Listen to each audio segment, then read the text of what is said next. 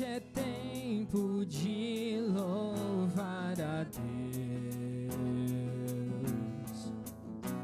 Em nós agora habita o teu Espírito.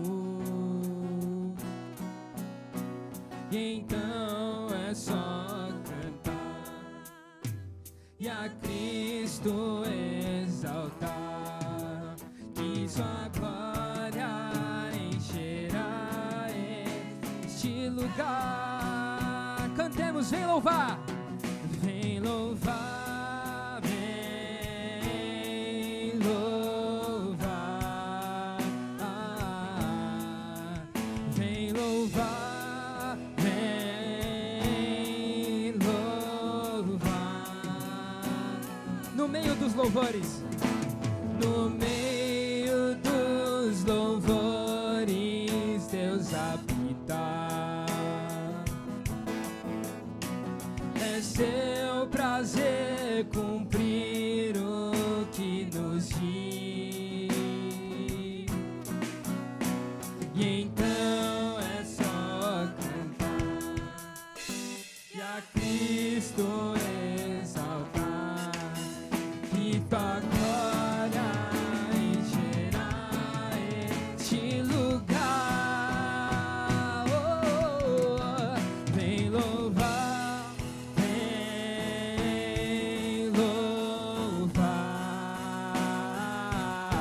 vem louvar, vem louvar,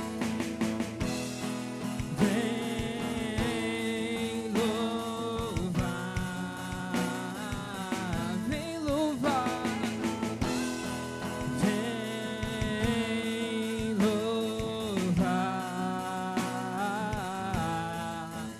vem louvar, vem louvar, vem louvar.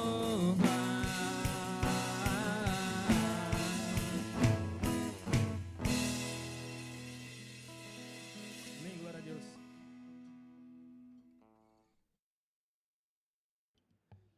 Isso. Boa noite, meus irmãos. Nós estamos muito alegres nessa noite, porque nós estamos aqui para cultuar e adorar ao Senhor, e é a ocasião oportuna também para que o reverendo Tiago Naruzzi receba posse para o seu mandato de 5 anos, 5 anos? Aqui nessa igreja, a Igreja Presbiteriana do Alto da Lapa. Nós queremos de dar as boas-vindas aos irmãos, saudar aqueles que nos visitam, e eu gostaria de te convidar a fechar os seus olhos, baixar a sua cabeça, para que nós possamos iniciar esse tempo de adoração com uma oração. Feche seus olhos, baixe sua cabeça, vamos falar com Deus. Senhor Deus e Pai, muito obrigado, porque no dia do Senhor nós temos o privilégio de consagrarmos o nosso coração a Ti, Deus. Agradecemos ao Senhor, louvamos o Teu santo nome e pedimos que o Senhor receba os atos de culto que nós serviremos ao Senhor como aroma de oferta suave e agradável ao Senhor. Louvamos ao Senhor e agradecemos porque temos a certeza da Tua presença, pois esta nos é prometida pelo Senhor na Sua palavra. E pedimos que durante todo esse tempo o Senhor ouça as nossas orações, responda-as por meio da Tua palavra, fale ao nosso coração, e que ao final as palavras dos nossos lábios e o meditar do nosso coração sejam todos agradáveis à Sua presença. O Senhor, que é a nossa rocha e o nosso Redentor. Amém? Vamos nos colocar de pé, irmãos, e abra comigo a sua Bíblia em Atos, capítulo 1.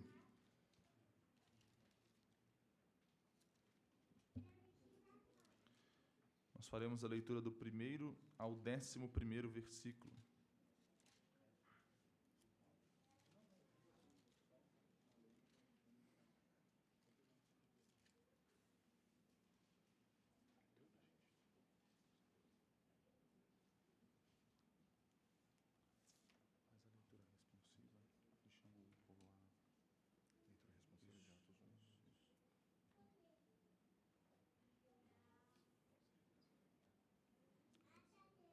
Muito bem, queridos. Vamos fazer essa leitura do livro de Atos, capítulo 1, versículos 1 a 11, de forma responsiva. Lerei os versículos ímpares e os irmãos, a igreja toda, os versículos pares. Diz assim a palavra do Senhor. Escrevi o primeiro livro, ó Teófilo, relatando todas as coisas que Jesus começou a fazer e a ensinar. Até o dia em que, depois de haver dado mandamentos por intermédio do Espírito Santo aos apóstolos que escolhera, foi elevado às alturas. A estes também, depois de ter padecido e se apresentou vivo, com muitas provas incontestáveis, aparecendo-lhes durante 40 dias e falando das coisas concernentes ao reino de Deus. E comendo com eles, determinou-lhes que não se ausentassem de Jerusalém, mas que esperassem a promessa do Pai, a qual disse ele: de mim ouvistes. Porque João, na verdade, batizou com água, mas vós sereis batizados com o Espírito Santo, não muito depois desses dias. Então os que estavam reunidos lhe perguntaram: Senhor, será este o tempo em que restaures o reino a Israel? Respondeu-lhes: não vos compete conhecer tempos ou épocas que o Pai reservou pela sua exclusiva autoridade.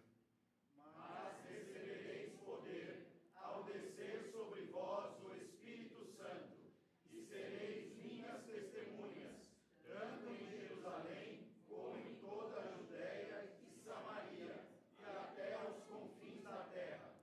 Ditas estas palavras, foi Jesus elevado às alturas, à vista deles, e uma nuvem o encobriu dos seus olhos. E estando eles com os olhos fitos no céu, enquanto Jesus subia, eis que 2 varões vestidos de branco se puseram ao lado deles. E lhes disseram: varões galileus, por que estáis olhando para as alturas? Este Jesus, que dentre vós foi assunto ao céu, virá do modo como o vistes subir. Amém. Até aqui a palavra do nosso Deus.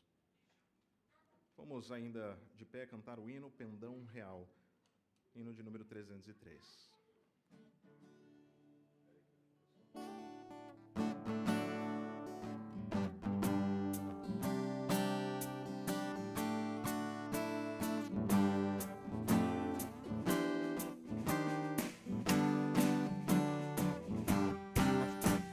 Pendão real vos entregou o rei, a vós soldados seus, corajosos, pois em tudo defendei, marchando para os céus, com valor, sem temor, por Cristo prontos a sofrer, em alto erguei o seu pendão, firme sempre até morrer, transformados já terríveis batalhões do grande usurpador, revelai-vos hoje bravos campeões, avante sem temor, com valor, sem temor, por Cristo prontos a sofrer, em alto erguei o seu pendão, firme sempre até morrer, em receio sente no seu coração, e fraco se mostrar, será o eterno galardão que Cristo tem pra dar, com valor, sem temor, por Cristo prontos a sofrer, em alto erguei o seu pendão, firme sempre até morrer, pois sejamos todos a Jesus fiéis e ao seu real pendão, os que da vitória colhem os lauréis, com ele reinarão, com valor, sem temor, por Cristo prontos a sofrer, em alto erguei o seu pendão, firme sempre até morrer, com valor, sem temor, por Cristo prontos a sofrer, em alto erguei o seu pendão, firme sempre até morrer.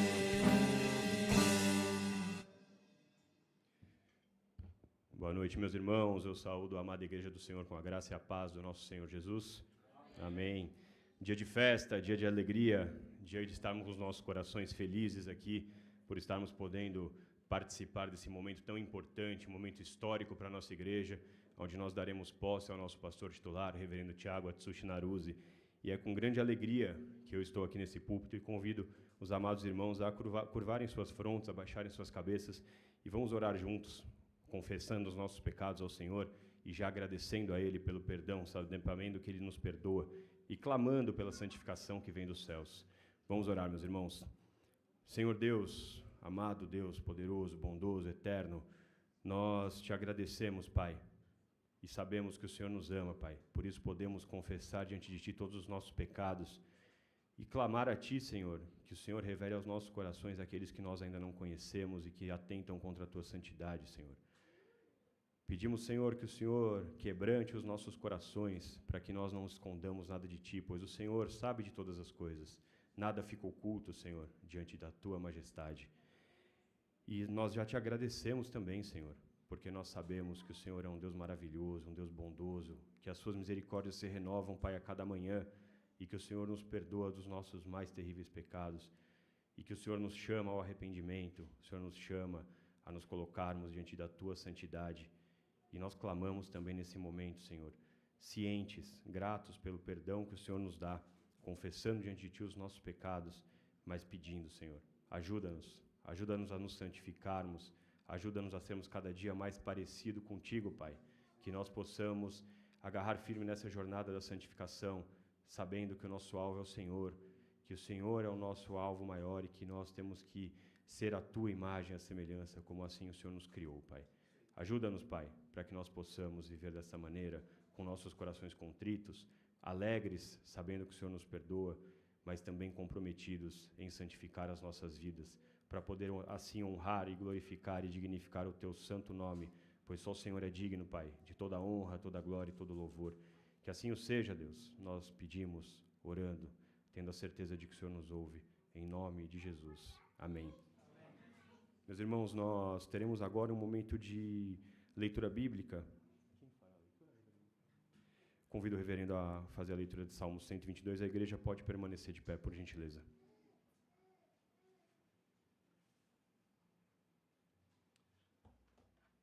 Graça e paz, meus irmãos. Uma alegria poder estar aqui com vocês. Sou o pastor Fábio, Igreja Presbiteriana do Jaraguá. Viemos aqui prestigiar esta ocasião tão singular na vida da igreja, com a posse do seu pastor eleito, o reverendo Tiago. Nós vamos ler a palavra do Senhor nos Salmos 122, leitura em uníssono, a uma só voz.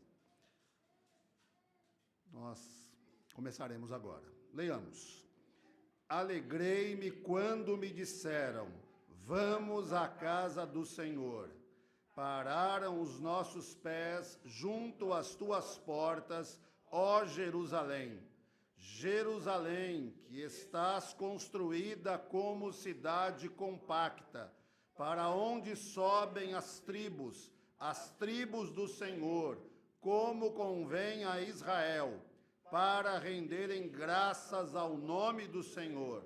Lá estão os tronos de justiça, os tronos da casa de Davi. Orai pela paz de Jerusalém. Sejam prósperos os que te amam. Reine paz dentro de teus muros e prosperidade nos teus palácios. Por amor dos meus irmãos e amigos, eu peço, haja paz em ti. Por amor da casa do Senhor, nosso Deus, buscarei o teu bem. Louvado e engrandecido seja o Senhor pela leitura da sua santa palavra. Nós vamos orar, fazer uma oração ao nosso Deus, oração de adoração, oração em que nós destacamos os atributos deste Deus tão grandioso, que deve ser adorado, bendito em espírito e em verdade. O presbítero Tiago fará essa oração, por gentileza, meu irmão. Boa noite, igreja. A igreja pode se assentar. Com toda a reverência, vamos orar ao nosso Deus, adorando e reconhecendo que todas as bênçãos vêm das mãos dele. Oremos. Santo Deus e Pai, nós te bendizemos e te louvamos, ó Pai, porque Tu és o nosso Deus. Quando estávamos, ó Pai, perdidos, condenados, Tu, ó Pai, antes da fundação do mundo, nos escolhestes e nos chamastes, ó Pai. Nós sabemos, ó Pai, que o pagamento pelo pecado é a morte, e Tu, ó Pai, pela Tua imensa misericórdia, nos regenerou, nos salvou, nos transformou, e nós Te louvamos e Te bendizemos por isso, ó Pai. Nós também Te adoramos, ó Pai, e Te bendizemos nessa noite em especial, pela igreja aqui do Alto da Lapa. Pai, como estamos alegres de ver os irmãos trabalhando, caminhando e Te servindo, ó Pai, neste local. Nós Te louvamos, ó Pai, pela vida do reverendo Tiago Naruzzi, da sua família, pela vida, ó Pai, de cada irmão que congrega neste lugar, que Tu tens, ó Pai, sustentado, dado, ó Pai, da Tua graça, dado saúde, dado disposição em servir. Dá, ó Pai, que essa igreja seja um luzeiro, ó Pai, neste bairro, que os irmãos, ó Pai, que as pessoas que passam aqui na frente vejam e que percebam, ó Pai, a diferença, através do exemplo de vida, ó Pai. Que os irmãos daqui, ó Pai, exalem o doce perfume de Cristo. Que os irmãos, ó Pai, aqui estejam dispostos a servir, a trabalhar pelo Teu Evangelho, a lutar, ó Pai, e pelejar pela Tua palavra. Dá, ó Pai, derrama das Tuas bênçãos, porção aumentada, ó Pai, do Teu Espírito, do Teu lenitivo, ó Pai, do Teu cuidado, de prosperidade, ó Pai, de vidas, ó Pai, que precisam conhecer a Ti, ó Pai, derrama sobre esta igreja. Dá, ó Pai, Tuas bênçãos sobre a liderança, sobre diaconia, professores de escola dominical, sobre o reverendo Tiago, sobre cada irmão, ó Pai, irmã que se reúne neste local. Dá, ó Pai, que o trabalho aqui prospere, não para méritos próprios, ó Pai, mas para a Tua honra e para a Tua glória. Usa-nos, ó Pai, como Teus servos, como filhos Teus. Prospera, ó Pai, o trabalho neste lugar. É a oração que nós fazemos, ó Pai, Te louvando, Te adorando e reconhecendo que Tu és Deus sobre tudo e sobre todos. Em nome de Cristo Jesus. Amém. Amém. Vamos louvar ao nosso Deus com conjunto, irmãos.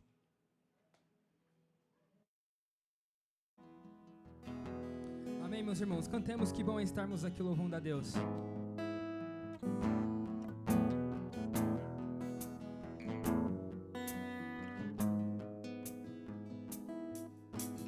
Bom estarmos aqui louvando a Deus, podendo exaltar Seu santo nome. Tempo para isso. Tempo para isso, tempo para louvarmos a Deus, num só amor, num só Espírito. Tempo para isso, tempo para isso, tempo para louvarmos a Deus, num só amor, num só Espírito. Bom é estarmos aqui, cantemos. Estamos aqui louvando a Deus, podendo exaltar Teu santo nome.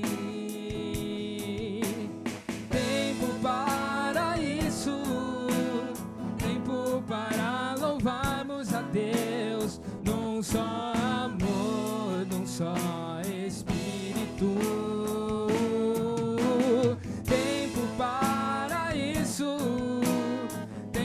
Para louvarmos a Deus, num só amor, num só Espírito. Todos juntos cantemos. Deus venha nos abençoar. Deus venha nos abençoar, e que essa união nunca falte para nós. Deus venha nos abençoar, e que essa união nunca falte para nós. Do início cantemos, bom estarmos aqui louvando a Deus,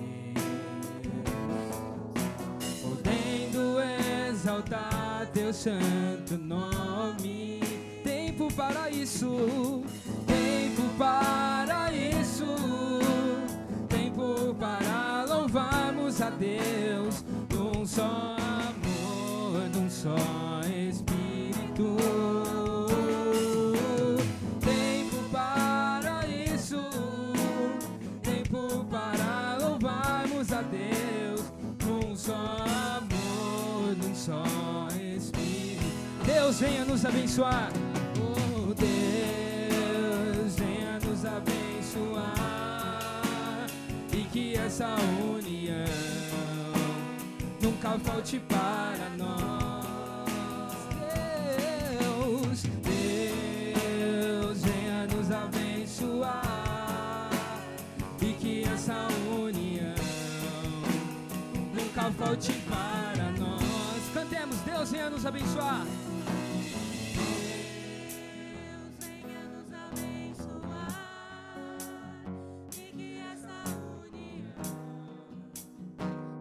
Falte para nós. Deus venha,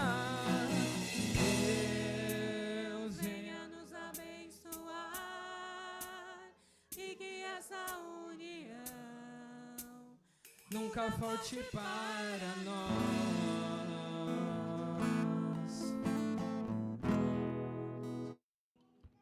Irmãos, vamos nos colocar de pé.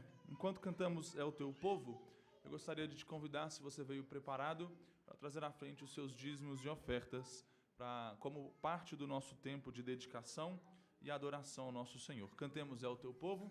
Se você veio preparado, traga à frente os seus dízimos e as suas ofertas.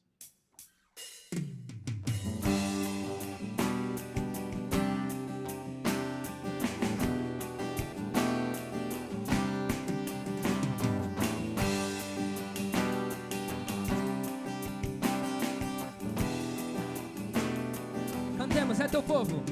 É teu povo aqui presente, todos numa só voz, todos numa só voz, declarando que só tu és grande,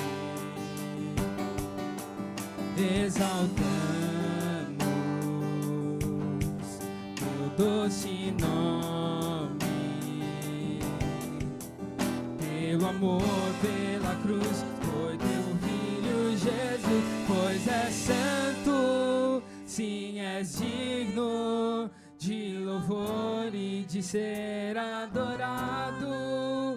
És bondoso, Pai querido, dentre todas as coisas, tu és verdadeiro, Senhor.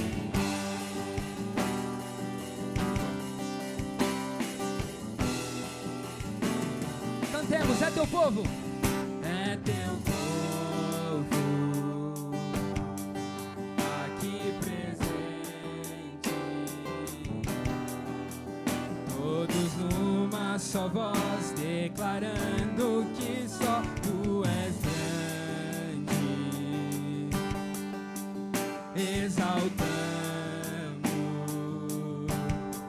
teu doce nome, pelo amor, pela cruz, pelo amor, pela cruz, por teu filho Jesus, pois és santo, sim, és digno de louvor e de ser adorado.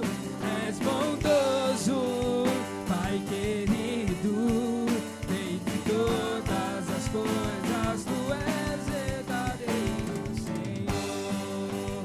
Pois és santo, pois és santo, sim, és digno de louvor e de ser adorado. És bondoso, Pai querido, dentre todas as coisas, tu és verdadeiro, Senhor. Mais uma vez cantamos, pois é santo, pois é santo.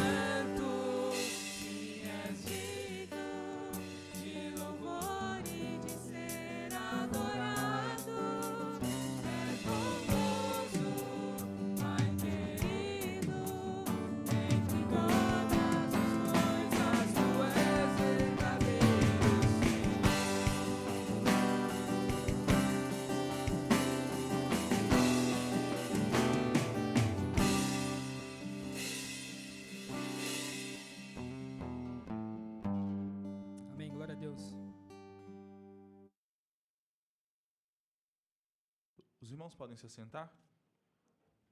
Os irmãos, nessa noite, algo distinto e diferente que estamos fazendo aqui. Este é um culto dirigido pelo Presbitério de São Paulo, porque cabe, como nos diz o artigo 37 dos nossos princípios de liturgia, quando o ministro tiver de ser instalado como pastor efetivo de uma igreja, o presbitério designará dia, hora e local para a cerimônia em culto público. Por isso, tem tanta gente, eu ia dizer bonita, mas só as esposas acham eles bonitos, né? Tanta gente aqui em cima hoje. Nosso presbitério está aqui, composto pela comissão, que tem o nosso presidente, reverendo Samuel Bezerra, como relator. Eu, que sou o secretário executivo do presbitério, sou parte da comissão. O reverendo Gustavo, o presbítero Tiago Marvichian e o presbítero Luiz Cardinale, que vocês já conhecem muito bem.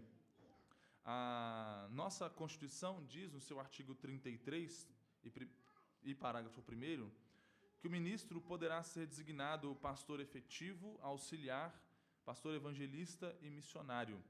E que é pastor efetivo, parágrafo 1º, o ministro eleito e instalado numa ou mais igrejas por tempo determinado, e também o ministro designado pelo presbitério por prazo definido, para uma ou mais igrejas, quando estas, sem designação de pessoa, pedirem ao concílio.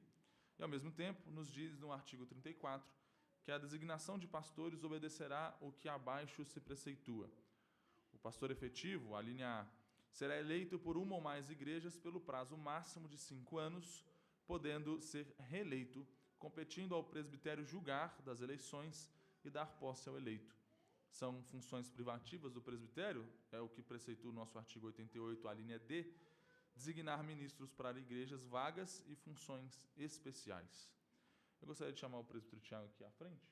Reverendo Tiago, perdão. Aqui à frente. Tem outro Tiago aqui hoje. Isso. Fica aqui do lado, irmão. O nosso presbitério, na sua última reunião ordinária, que aconteceu na Igreja Presbiteriana da Aliança, decidiu, ao pedido do conselho desta igreja, a seguinte decisão.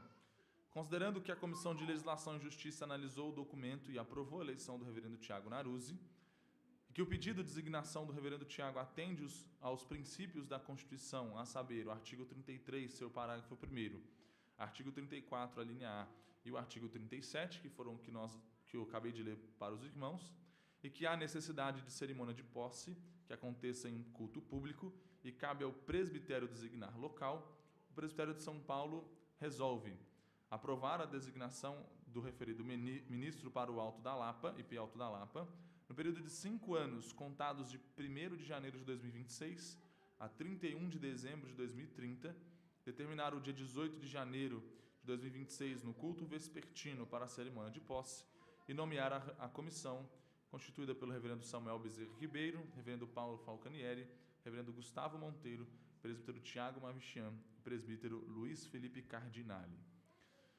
Meus irmãos, o que nos cabe é que, diante de Deus, do presbitério aqui representado pela comissão, e diante desta igreja, declarar o reverendo Tiago Atsushi Naruzzi empossado como pastor efetivo desta igreja para o referido mandato. Amém? Vamos orar pelo pastor Tiago.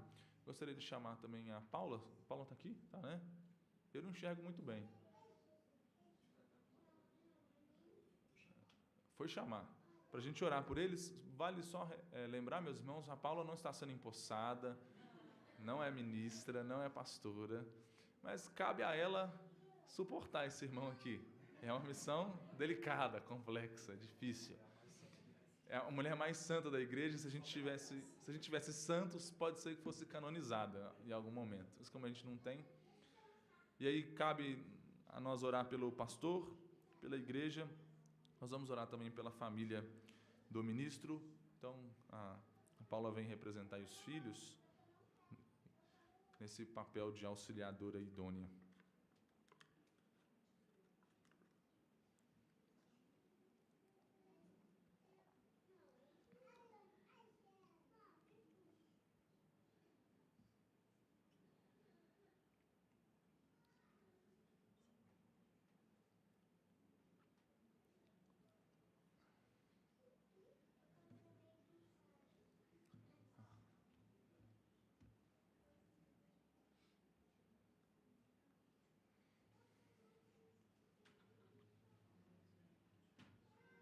Ela ia surgir ali, podia surgir ali atrás.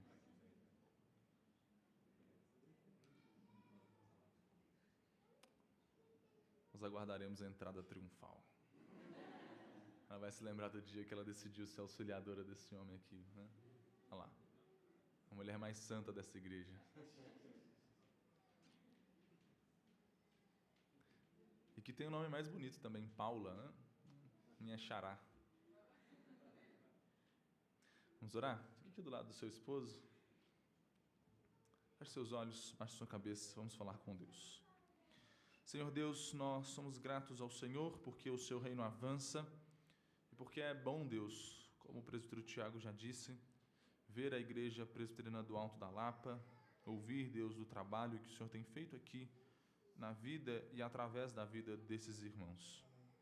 Nós oramos ao Senhor agora, pedindo pela vida do pastor Tiago Naruzzi, pedindo, Deus, que o Senhor abençoe o seu ministério, que o Senhor abençoe esse mandato dele aqui nesta igreja, que através do esforço, do trabalho, do ensino, da boca dele, Deus, instrumento do Senhor, o Senhor possa alcançar os perdidos, discipular os teus filhos, as tuas ovelhas que aqui estão, cuidar, Deus, dos fracos, fortalecê-los e conduzir, Deus, o teu povo. Sempre, Deus, com a consciência e a certeza de que ele é um co-pastor do nosso supremo pastor, que é Cristo Jesus.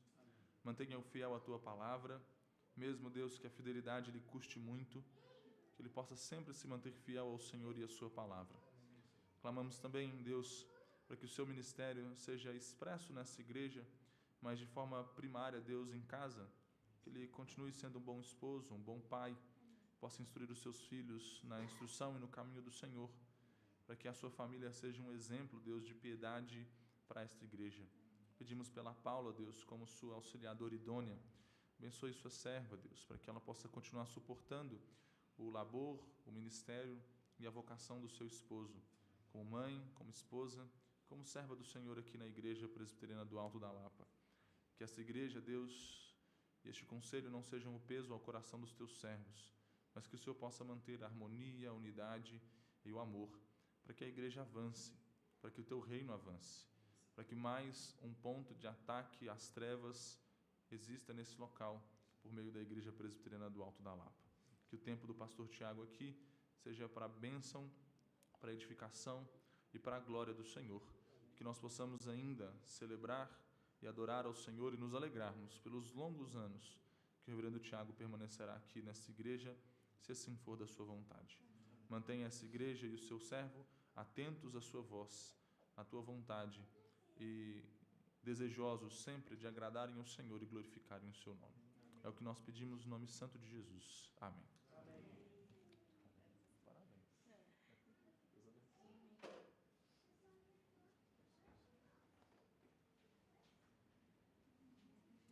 Passar a palavra para o reverendo Samuel, que vai expor a mensagem e a palavra do Senhor para nós nessa noite. Boa noite, irmãos, graça e paz. Alegria estar aqui com os irmãos. A Paula não é a mais santa da igreja, não, ela é a mais santa do mundo, tá? Aguentar o Naruzzi. É uma mulher de fé. Deus abençoe, minha irmã. Irmãos, eu quero dar boa noite para todos, para o conselho dessa igreja, que nos recebe, nos acolhe, para a família, né? E aí eu cito nominalmente seu Chiro, né? Pai do Naruzzi, que está aqui conosco essa noite, bem como toda a sua família também se faz presente. É um momento de festa, um momento de celebração, acima de tudo, porque hoje ouviremos a palavra do Senhor e celebraremos a ceia do Senhor. Seremos alimentados duplamente.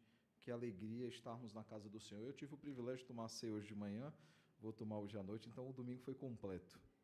Irmãos, a gente vai começar uma nova série de pregações, a gente não, vocês, né? Eu vou ter o privilégio de fazer a pregação introdutória dessa nova série no Evangelho de Marcos. Vocês vão caminhar no Evangelho de Marcos e eu vou ter a oportunidade de pregar a primeira porção, que vai do versículo 1 ao versículo 8. Os pais vão receber pranchetas, tá? Que é um material de apoio aí para as crianças, para que as crianças possam, se já alfabetizadas, fazendo anotações do culto, se ainda não alfabetizadas, algum desenho, né, sobre o momento de hoje, algum detalhe importante na mensagem.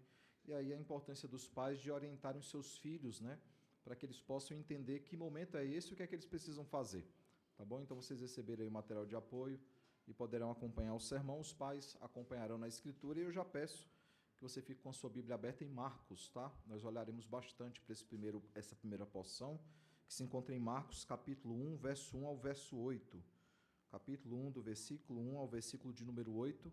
Eu peço que com toda atenção todos acompanhem a leitura, mesmo assentados, mas com toda a reverência acompanhemos atentamente a leitura da palavra do Senhor. Diz assim Marcos, a partir do versículo 1. Princípio do Evangelho de Jesus Cristo, Filho de Deus, conforme está escrito na profecia de Isaías: eis aí envio diante da tua face o meu mensageiro, o qual preparará o teu caminho. Voz do que clama no deserto, preparai o caminho do Senhor, endireitai as suas veredas. Apareceu João Batista no deserto, pregando o batismo de arrependimento para a remissão de pecados. Saíam a ter com ele toda a província da Judéia e todos os habitantes de Jerusalém, e confessando os seus pecados, foram batizados por ele no rio Jordão. As vestes de João eram feitas de pelos de camelo, ele trazia um cinto de couro e se alimentava de gafanhotos e mel silvestre. E pregava, dizendo: após mim vem aquele que é mais poderoso do que eu, do qual não sou digno de, curvando-me, desatar-lhe as correias das sandálias. Eu vos tenho batizado com água, ele, porém, vos batizará com o Espírito Santo. Oremos ao Senhor. Bendito Deus, maravilhoso Pai, que alegria, Senhor, termos diante de nós a Tua palavra, podermos ter, Pai, em nossas mãos uma porção da Escritura, ela toda completa, e podermos ler essa porção, Pai, diante de nós. Quantos países não têm acesso a uma Bíblia no seu próprio idioma, ou mesmo aqueles que podem ter esse acesso, não podem adquirir uma Bíblia, Pai, porque nesse país é proibido a leitura da palavra. Quantos países não têm acesso à Tua palavra, seja por tradução, seja por impedimento, Pai. E nós temos, Pai, diante de nós essa possibilidade de termos a Tua palavra, Senhor, em tantas versões, de tantos formatos, tantos tamanhos de Bíblia que existem. O Senhor proporciona o privilégio de termos acesso à Tua palavra e termos acesso à Tua palavra essa noite, Senhor, para sermos por ela ensinados, Pai.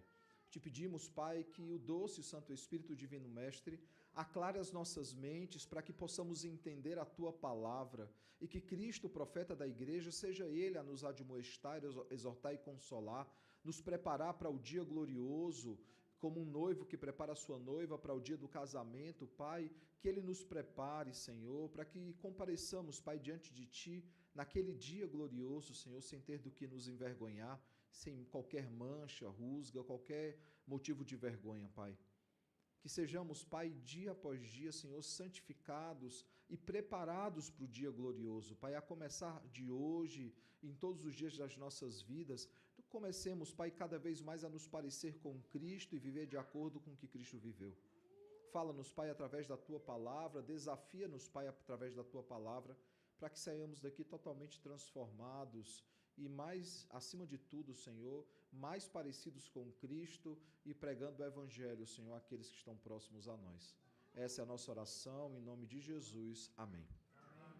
Como dito, irmãos, eu vou iniciar então essa nova série, vou ter a oportunidade de, olhando para o início de Marcos, já tirar algumas importantes lições desse texto. Claro, como sermão introdutório, cabe a mim dar o pano de fundo de algumas coisas que serão exploradas ou aprofundadas em outros sermões. Então eu peço já de antemão a paciência dos irmãos. Será um sermão breve, mas cheio de informações, porque o Evangelho de Marcos ele é um evangelho muito rico, muito dinâmico, onde as coisas acontecem imediatamente. Nós perceberemos pelo texto aqui que as coisas são muito rápidas no Evangelho de Marcos, e nós poderemos então perceber isso essa noite. Eu gostaria de hoje falar sobre os propósitos do Evangelho, né? A partir de Marcos, qual é o motivo de existir o Evangelho, o que é que o Evangelho faz nas nossas vidas, para quem ele aponta, quem o Evangelho nos torna parecidos. Será essa mais ou menos o roteiro que nós iremos tratar essa noite. E como eu disse, irmãos, o Evangelho de Marcos ele é um evangelho muito dinâmico. A palavra imediatamente é uma palavra que aparece constantemente, ou palavras próximas a isso. Por exemplo, espero que os irmãos, como já pedido, né, continuem com suas Bíblias abertas, só para vocês perceberem essa dinâmica de Marcos. Por exemplo, nós temos já no início, né, já temos no início aí do Evangelho de Marcos, uma abertura falando de João Batista. Mateus ele faz isso no capítulo 3, Lucas faz isso também no capítulo 2, mas Marcos já no começo ele já apresenta essa passagem. Eu não estou falando sobre só João Batista, porque João fará também a mesma coisa no seu capítulo introdutório, mas eu me refiro às palavras, à cena que é registrada. Se você quiser entender um pouco mais sobre isso, basta você olhar para a sua Bíblia. A Bíblia digital não vai acontecer isso, tá? Mas na Bíblia física, você vai perceber, por exemplo, João Batista, do verso 2 ao verso 6. Aí abaixo de João Batista você vai ter duas passagens sendo citadas. Mateus capítulo 3, do verso 1 ao verso 6, e Lucas capítulo 3, do verso 1 ao verso 6. É a mesma passagem, são passagens que são citadas em outros textos. E aí nós veremos, irmãos, outras cenas acontecendo. Por exemplo, João Batista ele dá testemunho a respeito de Cristo aí no verso 7 e no verso 8. E aí nós veremos que Mateus fará isso no capítulo 3, Lucas fará isso no capítulo 3 e João fará isso no capítulo 1.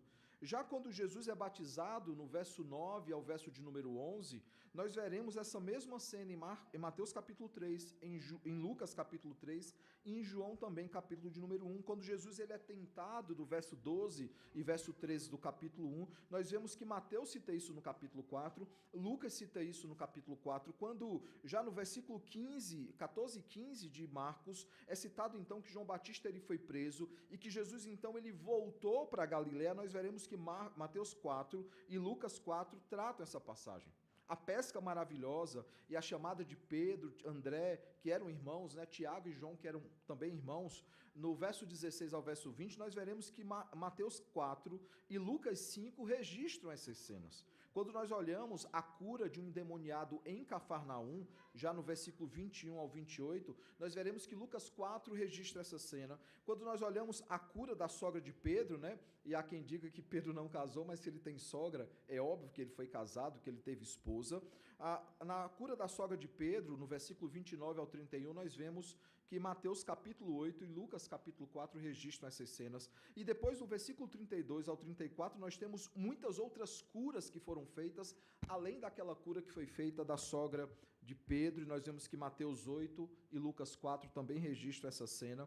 E depois nós vemos que Jesus ele foi orar, verso 35 e 36 do capítulo 1, e Lucas 4, já no final do capítulo 4, registra essa cena. Depois nós temos Jesus ele curando pessoas na Galiléia, ele pregando nas sinagogas, no versículo 37 a 39, e nós veremos então o finalzinho de Lucas 4 registrando essa cena. E por fim, a purificação do leproso, que é exatamente o que fecha o capítulo de número 1 de Marcos, e aí nós vemos que Mateus 8 registra essa cena e Lucas 5 registra essa cena. Por que é importante a gente perceber essa dinâmica já do primeiro capítulo?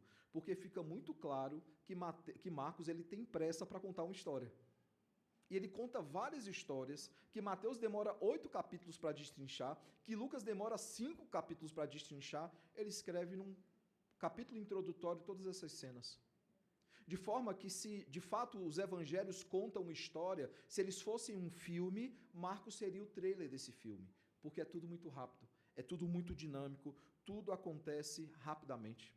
Marcos, no capítulo 1, ele conta o que outros demoram capítulos para contar, e ele faz isso sem ser apressado. Quando eu digo que ele conta as coisas rapidamente, imediatamente, eu não estou dizendo que ele é apressado, só estou dizendo que ele apresenta argumentos para provar a sua tese inicial. E qual é a tese inicial dele? É o que é registrado no versículo 1 do capítulo 1, princípio ou início do Evangelho de Jesus, Filho de Deus. Rapidamente ele prova a sua tese dizendo, vejam essas coisas que ele fez. Outra coisa que Marcos faz para provar a sua tese do capítulo 1, do versículo 1, é o seguinte, ele faz perguntas cristológicas. Por exemplo, quem é este que perdoa pecados? Quem é este que as tempestades ouvem e obedecem e o mar obedece? Quem é este que chega e diz com autoridade essas palavras e as pessoas atendem à sua voz? O próprio Jesus ele faz perguntas cristológicas a respeito dele mesmo no capítulo 8, quando ele pergunta, quem os homens dizem que eu sou?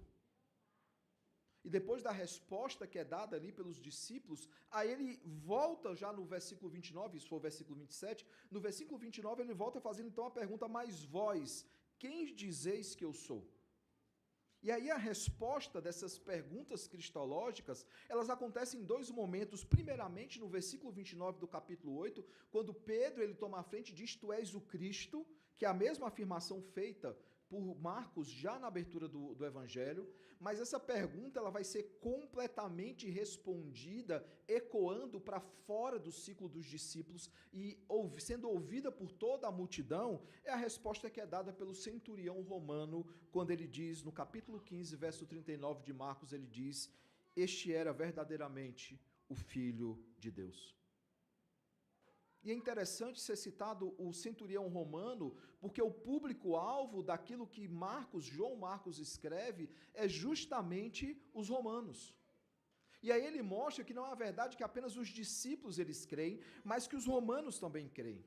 De forma, irmãos, que essas perguntas cristológicas que são formuladas por Marcos, elas não são meramente retóricas, mas elas são estruturadas teologicamente de forma deliberada para conduzir o leitor à curiosidade e, consequentemente, à confissão. Ao fazer, então, essas perguntas, é como se os leitores fossem desafiados a pensar sobre elas. Assim, a cristologia de Marcos, ela não é construída com longos discursos, como acontece, por exemplo, em Mateus, onde grandes sermões são registrados. Ele é construído em cima de perguntas que exigem necessariamente uma conclusão. Quem é este que perdoa pecados? Quem é este que a tempestade obedece, que os demônios obedecem, que o mar obedece? Quem é este? E a pergunta, irmãos, ela não pode fugir àquilo que Marcos e o próprio centurião respondem: ele é o Filho de Deus. Nenhum outro teria poder e autoridade para fazer isso. Quem é este que arrasou nos corações, que sonda coração, que ouve pensamentos? Quem é este? E aí nós voltamos então ao versículo 1, que eu poderia ficar facilmente só nesse primeiro verso essa noite, porque ele é muito rico naquilo que ele se propõe. Ele abre justamente dizendo o princípio do Evangelho de Jesus Cristo, Filho de Deus. E é interessante, irmãos, porque essa abertura que ele faz, ele já aponta para a pessoa e para a obra de Cristo. Quem ele é e o que ele fez ou o que ele pode fazer. E é interessante perceber isso porque os evangelistas, eles têm os seus inícios nos evangelhos. Por exemplo, Mateus, ele acha importante registrar a genealogia de Jesus e o seu nascimento, olhando principalmente ali para a genealogia que vai até Abraão, para provar que ele é filho de Abraão, que ele é descendente de Davi. Depois nós temos Lucas, que retrocede mais um pouco. Lucas, ele retrocede até o jardim para dizer o seguinte: ele não é apenas descendente de Abraão, ele veio da genealogia de Adão, para provar que ele é o segundo Adão. João, quando abre o seu evangelho, ele retrocede bem mais, ele vai ao início de tudo. Antes das coisas serem criadas, ele diz, ele era o Verbo estava com Deus, e o Verbo, por meio dele, tudo se fez, todas as coisas se criaram. E esse Verbo que é eterno, que é Deus, ele se encarnou, e ele esteve no meio de nós. Perceba que todos os evangelistas, eles têm esse enfoque de falar sobre Cristo, da origem de Cristo, de onde ele veio, de quem ele veio, sempre apontando para a pessoa e para a obra de Cristo. E Marcos fará também a primeira coisa. É interessante também perceber, irmãos, que Marcos, ele é o primeiro evangelho. E o primeiro evangelho a ser escrito, ele abre dizendo que Jesus é o Filho de Deus.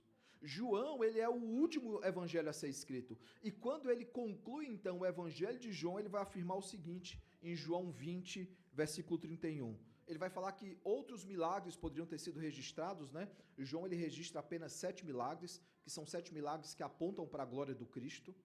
E aí, depois de apresentar, então, que outros milagres poderiam ser registrados, ele diz o seguinte: estes, ou seja, esses 7, porém foram registrados para que creiais que Jesus, ele é o Cristo, o Filho de Deus, e para que crendo tenhais vida em seu nome. Veja aqui, irmãos, que a forma como Marcos ele inicia o seu evangelho, sendo o primeiro evangelho, é a forma como João encerra o quarto evangelho nas suas palavras finais. Porém, Marcos, ele em contraposição aos outros discípulos, ele não tem a preocupação de explicar a encarnação. Mateus tem a preocupação de explicar a encarnação. Lucas tem a preocupação de explicar a encarnação. João tem, acima de todos, por causa do gnosticismo ou docetismo, ele tem a preocupação de falar sobre a encarnação, mas Marcos não tem. Por quê? Porque ele é apressado. Ele quer contar uma história, ele deseja contar uma história apressadamente. E Marcos, então, para comprovar a sua tese, ele apresenta a profecia a respeito de João Batista. Ele abre o verso 2 dizendo conforme, ou seja, ele está vinculando isso ao texto, o versículo anterior, ele fala conforme está escrito na profecia de Isaías. E aí ele cita, então, Isaías 40, versículo de número 3. Mas não apenas isso, irmãos, ele cita também de forma direta ou indireta Malaquias capítulo 3, verso de número 1, ou seja, ele não cita tantas profecias como Mateus faz, ali por volta de 55 profecias, para provar que Jesus é o Cristo, mas ele apresenta duas passagens pontuais para mostrar que aquele que seria o Cristo, ele seria precedido por João Batista, e João Batista, inclusive, falaria a respeito dele. E nesse texto, então, do verso 2 ao versículo de número 6, e como eu já disse também, Mateus 3, de 1 a 6, Lucas 3, de 1 a 6, eles vão falar, então, um pouco mais sobre esse homem, dar um pouco da sua biografia, quem ele era, onde ele vive, o que ele come, literalmente é isso que o texto faz. Quem é esse homem que é apresentado, então, como aquele que é o grande portador? Claro, Lucas, ele vai voltar mais, ele vai, antes de falar do nascimento de Jesus, ele vai falar do nascimento de João Batista, porque ele é um grande historiador e ele quer provar que os dois estão intimamente ligados em seus ministérios. O objetivo, então, de Marcos, ao apresentar o cumprimento da promessa, é mostrar justamente a ação providente do Senhor para salvar o seu povo. Não é uma coisa que Deus está tentando a sorte de forma intencional, providencial, ele proporciona e providencia a salvação do seu povo. E isso começa a acontecer diante dos nossos olhos, com o ministério de João Batista, que é um precursor do ministério de Jesus. E esse texto, irmãos, ele nos ensina quais são os propósitos do Evangelho. Eu gostaria de passar com vocês cada um deles, para que possamos sair daqui pelo menos cientes dos propósitos do Evangelho e já pensarmos aí sobre os próximos sermões dessa série.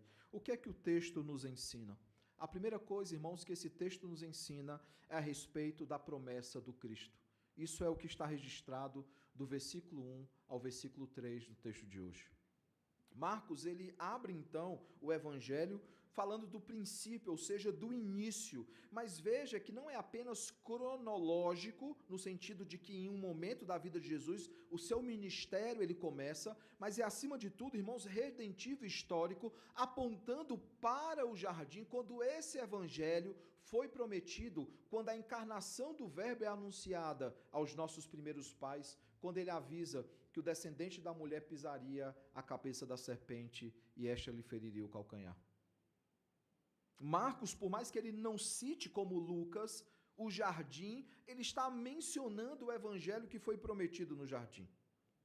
Evangelho esse, irmãos, que só existe por causa da promessa divina a respeito do Cristo, a respeito de alguém que viria como homem para nos redimir e para nos libertar do cativeiro do pecado, e que foi previamente, irmãos, previamente revelada em muitos textos, mas especialmente nos textos de hoje à noite, Isaías 43 e Malaquias 3:1. Mas eu poderia citar aqui Isaías 7:14, eu poderia citar Miqueias 5:2, eu poderia citar Isaías 53, tantos textos que preparam o povo da aliança para a chegada do Cordeiro, para aquele que viria para pisar a cabeça da serpente. E Marcos, ele não vê a necessidade de apresentar provas da encarnação do Verbo, seja ela teológica ou genealógica, ele não está preocupado com isso. Ele está preocupado em provar que Jesus ele é o Cristo, porque aquele que foi prometido, que seria o precursor de Cristo e que anunciaria o ministério de Cristo, esse homem já está no nosso meio, esse homem já existe, ele é João Batista. Ele deixa claro, irmãos, que esse evangelho não é novidade. Ele não se preocupa em explicar o que é evangelho. Ele não se preocupa, irmãos, em explicar nada. Ao mesmo tempo que ele deixa bem claro que Deus ele é o autor da redenção e a vinda de Cristo cumpre todas as promessas do Antigo Testamento.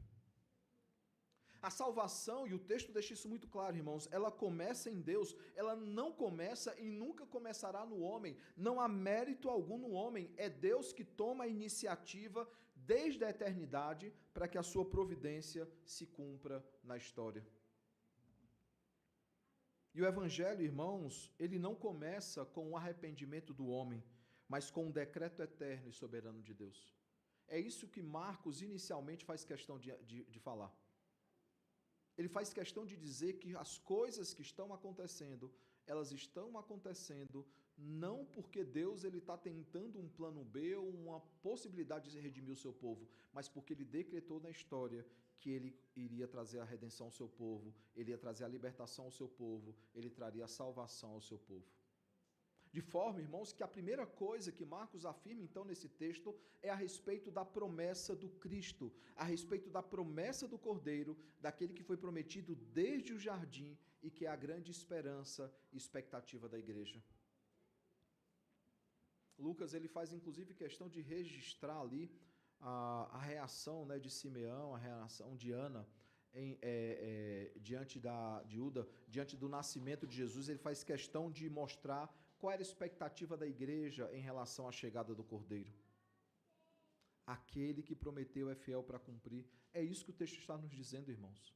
Ele está deixando bem claro que aquilo que foi profetizado no Antigo Testamento, ele se cumpre no Novo Testamento. A segunda coisa, irmãos, que esse texto ele nos traz, não é a respeito apenas da promessa do Cristo, mas ele nos fala sobre o perdão em Cristo, o perdão que nos é dado em Cristo Jesus, versículos 4 e 5, quando ele diz: apareceu João no deserto pregando o batismo de arrependimento para a remissão de pecados. Saíam a ter com ele toda a província da Judéia e todos os habitantes de Jerusalém, e confessando seus pecados, eram batizados por ele no Jordão.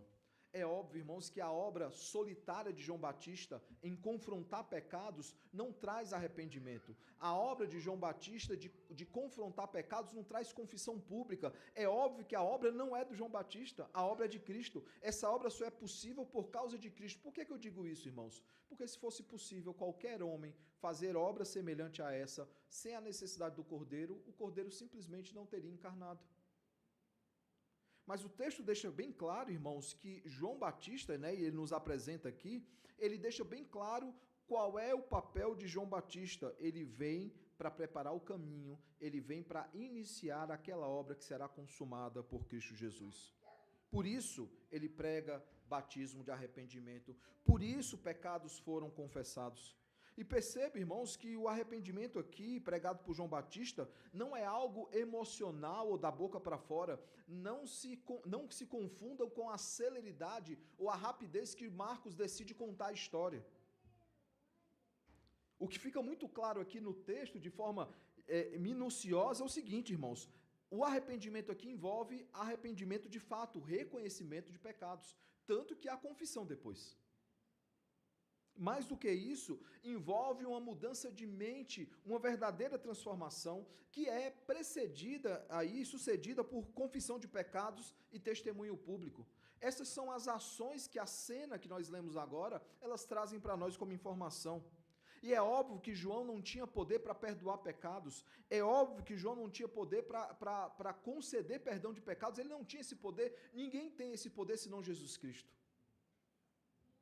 Tanto que o próximo capítulo, o capítulo de número 2, o questionamento é justamente esse. Está lá a cena, não vou dar muito spoiler, o reverendo Tiago ainda vai pregar esse texto, mas está lá a cena lá do paralítico de Cafarnaum. Ele desce então de cima do teto, né? Abrem o telhado lá para que ele possa descer. Ele desce então, o pedido dele é muito simples, ele quer voltar a andar. E aí Jesus, diante daquela cena, ele chega e ele vê o arrazoado no coração dos fariseus, dos escribas. E aí ele lança a pergunta: o que é mais fácil dizer? Perdoados estão os teus pecados ou levanta-te e anda? Isso gera um reboliço no coração deles, porque eles questionam: só Deus pode perdoar pecados. E veja que essa sentença de fato se cumpre em Cristo. João Batista não tinha poder para perdoar pecados, nenhum homem tem poder para perdoar pecados. Não esperem ao vir a um gabinete pastoral para aconselhamento que seus pecados serão perdoados mediante a sua confissão ao ministro. Nossa igreja ela não é católica romana. A confissão auricular ela não tem poder algum. A confissão se dá mediante verdadeiro arrependimento, mudança de atitude e, de fato, arrependimento diante do nosso Deus. E aí Jesus, no capítulo 2, vai dizer assim, para que todos saibam que o Filho do Homem tem autoridade para perdoar pecados, eu digo, pega a tua maca, levanta e vai embora.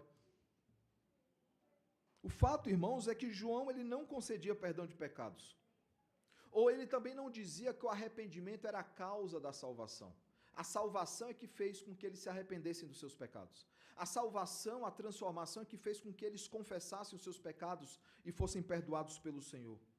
Esse texto, irmãos, ele nos ensina que sobre a graça, uma graça que é salvífica, que salva e que conduz o pecador ao arrependimento e deixa bem claro que é uma obra monergista, é uma obra totalmente do Senhor.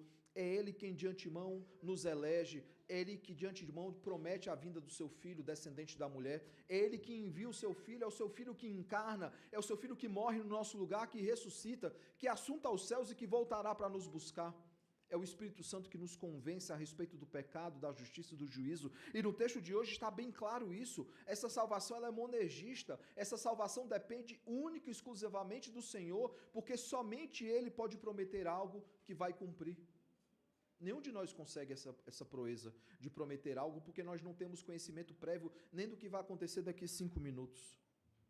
Por isso, a ênfase no Evangelho de Marcos não é apenas a promessa do Cristo, mas o perdão que é dado em Cristo Jesus, o que nos leva a terceiro e último aspecto do texto de hoje, a respeito do poder de Cristo. E sim, vai ficar fácil para você memorizar, se você precisa memorizar promessa, perdão e poder.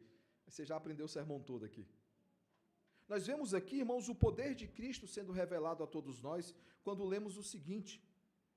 Verso 6 ao verso de número 8, né? As vestes de João eram feitas de pele de carneiro, ele trazia no cinto de couro e se alimentava de gafanhotos e mel silvestre, deixando bem claro que ele era um Zé Ninguém. A autoridade não estava nele, estava naquele que havia comissionado, chamado e que usou a vida de João Batista. E aí o verso 7 diz, e pregava dizendo, após mim vem aquele que é mais poderoso do que eu, do qual não sou digno de, curvando-me, desatar-lhe as correias das sandálias. Eu vos tenho batizado com água, ele, porém, vos batizará com o Espírito Santo. Veja, irmãos, que Marcos chega finalmente ao objetivo do seu texto inicial. Provar a sua tese que, de fato, Jesus ele é o Cristo, ele é o Filho de Deus, e para isso ele apresenta, então, o poder e a autoridade que esse Cristo tem. Ele apresenta, irmãos, um argumento cristocêntrico dizendo o seguinte, João não é o centro do Evangelho, ele não é o autor do Evangelho, ele não tem autoridade nenhuma, a autoridade quem tem é Cristo.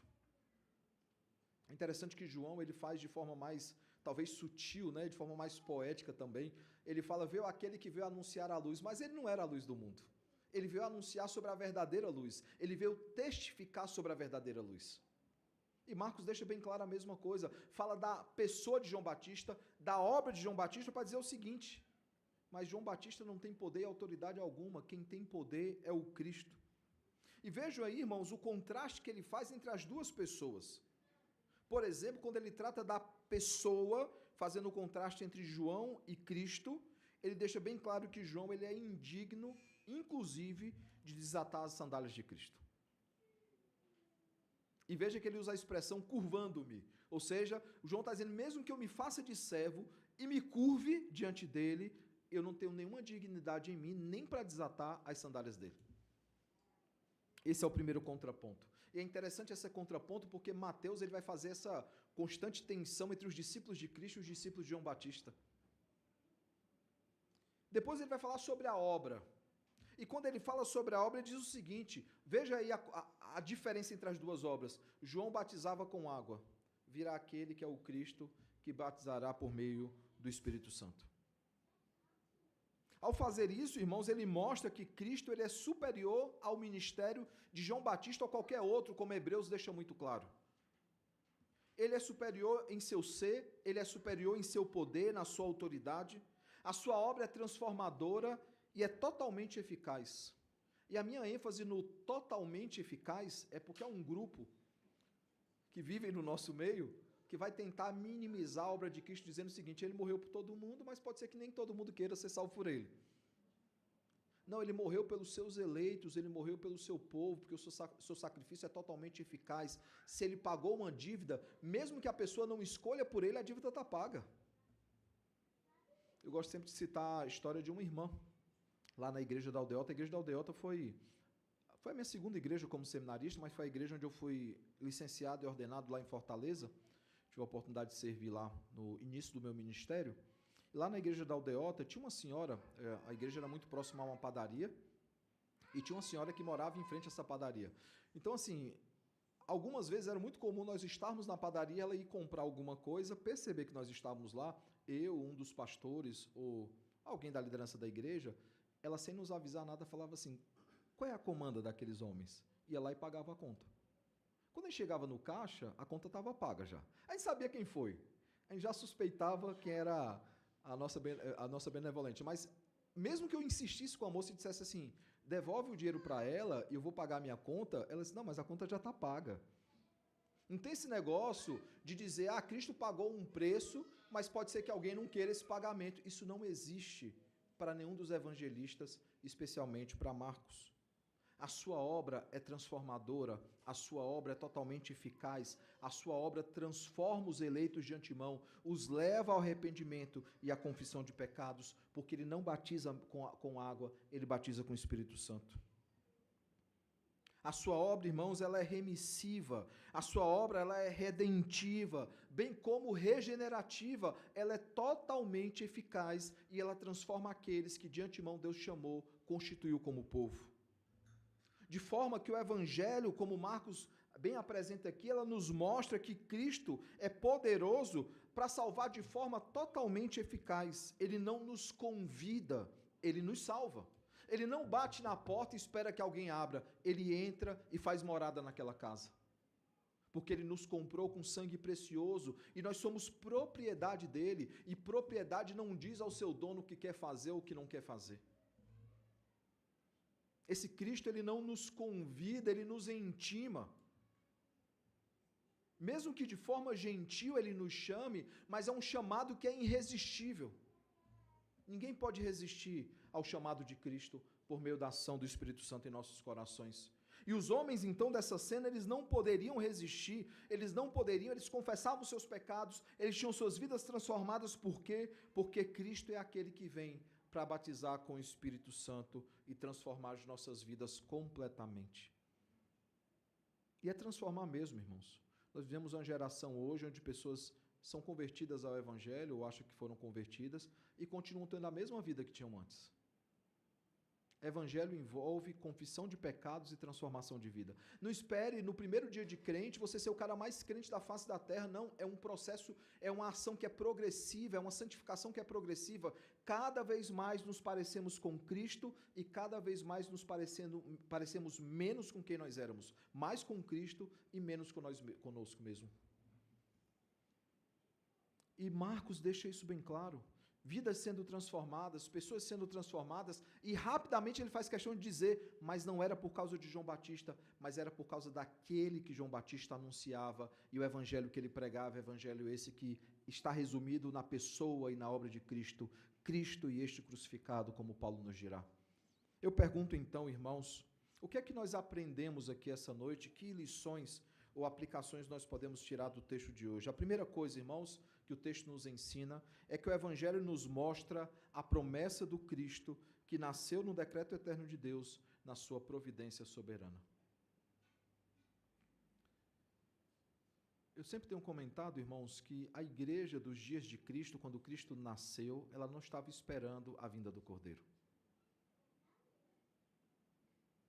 E nós precisamos abrir os nossos olhos, porque a igreja dos nossos dias também não espera a segunda vinda de Cristo. Está preocupado em muitas outras coisas. Mas o fato, irmãos, é que ele prometeu não apenas que ele viria uma primeira vez, ele prometeu que viria uma segunda vez e que consumaria todas as coisas. Porque esse é o decreto eterno da redenção.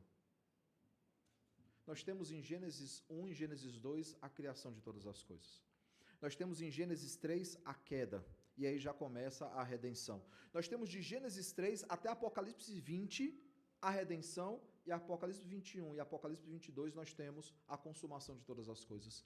Esse é o roteiro, essa é a história da redenção contada nas Escrituras. E nós precisamos, irmãos, de fato crer nessa promessa, porque o Evangelho nos aponta para a promessa que foi feita a respeito do Cristo. Segunda coisa, irmãos, o Evangelho nos mostra o perdão em Cristo, pois nele somos chamados à fé e ao arrependimento após a nossa regeneração. O Senhor nos regenera, nos traz a vida, nós que estávamos mortos em nossos delitos e pecados, Ele nos deu vida, nos tirando da nossa condição e nos tornando em nova criatura, nascidos de novo, e uma vez que nascemos de novo, a fé e o arrependimento é operado em nossos corações. A chamada externa, pregação do Evangelho, que opera no coração dos eleitos, a chamada interna, que é o chamado do Espírito Santo, e que todos nós, como crentes, respondemos sim a esse chamado que é irresistível.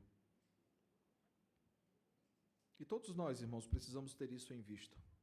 Quantos não têm vivido uma vida miserável porque não se sentem perdoados pelo Senhor? E sabe, irmãos, normalmente quando nós não nos sentimos perdoados por Cristo, é porque nós temos dificuldade de perdoar outras pessoas. E ao termos dificuldade, nós citamos justamente isso, mas você não sabe o que a pessoa fez. Você não sabe o que ela aprontou.